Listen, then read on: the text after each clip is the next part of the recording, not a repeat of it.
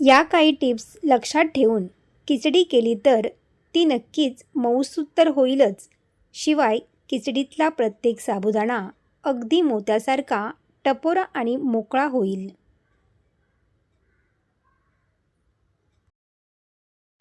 क्रमांक 1.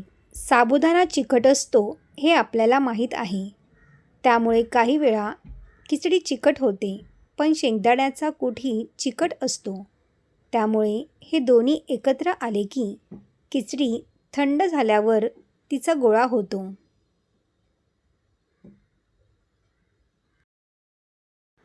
क्रमांक 2.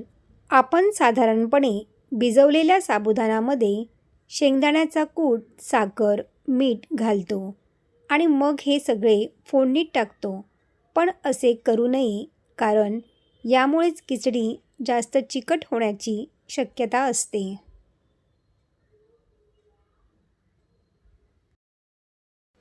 क्रमांक 3. त्याऐवजी तुपामध्ये किंवा तेलामध्ये मिरची, बटाटा घातल्यानंतर तो व्यवस्थित परतून घ्यावा व त्यानंतर भिजवलेला साबुदाणा हाताने मोकळा करून परतून घ्यावा. त्यानंतरच दाण्याचा कूट घालावा. मग पुन्हा हे सगळे चांगले परतून घ्यावे. त्यानंतर 1 ते 2 मिनिटांसाठी झाकण ठेवून मंद आचेवर खिचडी शिजू द्यावी.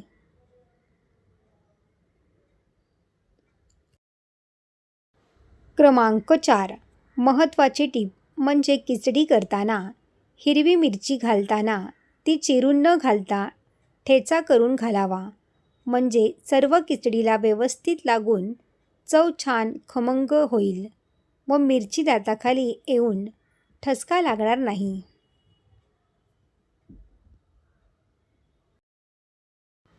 क्रमांक 5. खिचडी बनवताना त्यात उकडलेले बटाटे न घालता कच्च्या बटाट्याच्या फोडी करून घालाव्यात. म्हणजे खिचडीची चव छान लागते.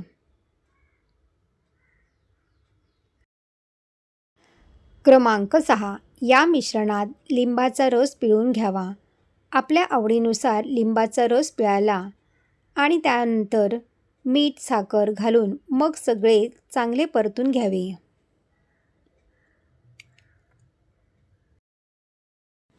क्रमांक 7. लिंबाच्या रसामुळे खिचडी मोकळी आणि मऊसूर होते.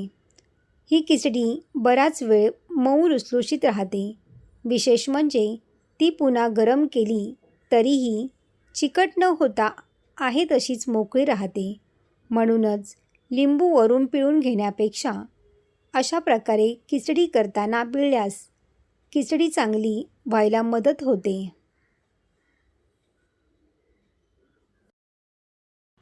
साबुदाण्याची खिचडी करताना 5 चुका टाळा. मोत्यासारखा साबुदाणा व खिचडी ही राहील संपेपर्यंत मऊ लुसलुशीत.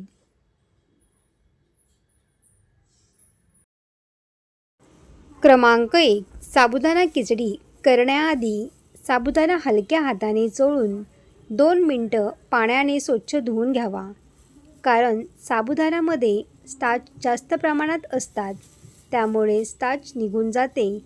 जर आपण साबुदाणा व्यवस्थित धुतला नाही तर स्टार्च तसाच राहतो आणि खिचडीला चिकटपणा येतो. साबुदाणा भिजवायला ठेवताना साधारण साबुदाण्याच्या वरती अर्धा इंच राहील एवढं पाणी ठेवावे. साबुदाणा भिजवण्यासाठी पाण्याचे हे एकदम अचूक प्रमाण आहे.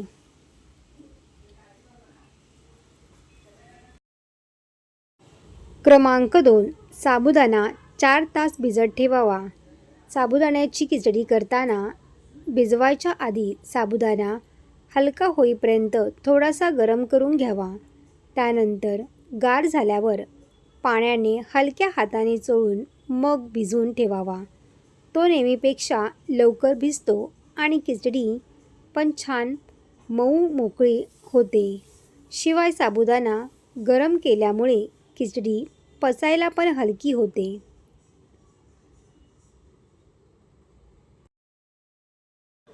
क्रमांक 3. साबुदाणा भिजवताना पाणी किती घ्यायचे याचे प्रमाण बऱ्याचदा चुकते.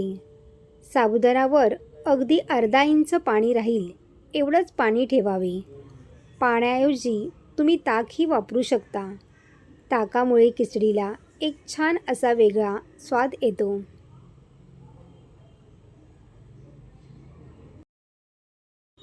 क्रमांक 4. खिचडीत घालताना आपण जो शेंगदाण्याचा कूट करतो तो जाड भरडा असावा. खूप बारीक बुकटीसारखा कूट करू नये. बारीक कूट केल्याने खिचडीला चिकटपणा येतो.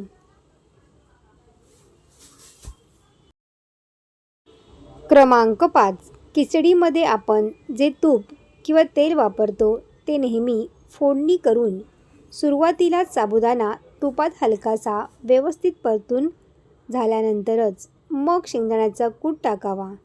साबुदाणा व्यवस्थित परतून घेतला नाही तर खिचडीचा गिलका होतो. शिवाय साबुदाण्याला तुपाचा छान स्वाद येत नाही.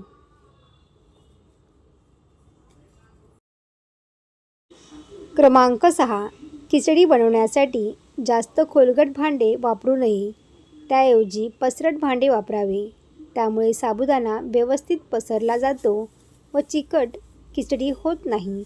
साबुदाणा खिचडी शक्यतो जाड बुडाच्या पसरट भांड्यात किंवा नॉनस्टिक भांडे वापरावी. म्हणजे खिचडी तळायला लागणार नाही किंवा करपणार नाही. खिचडी मोकळी होते.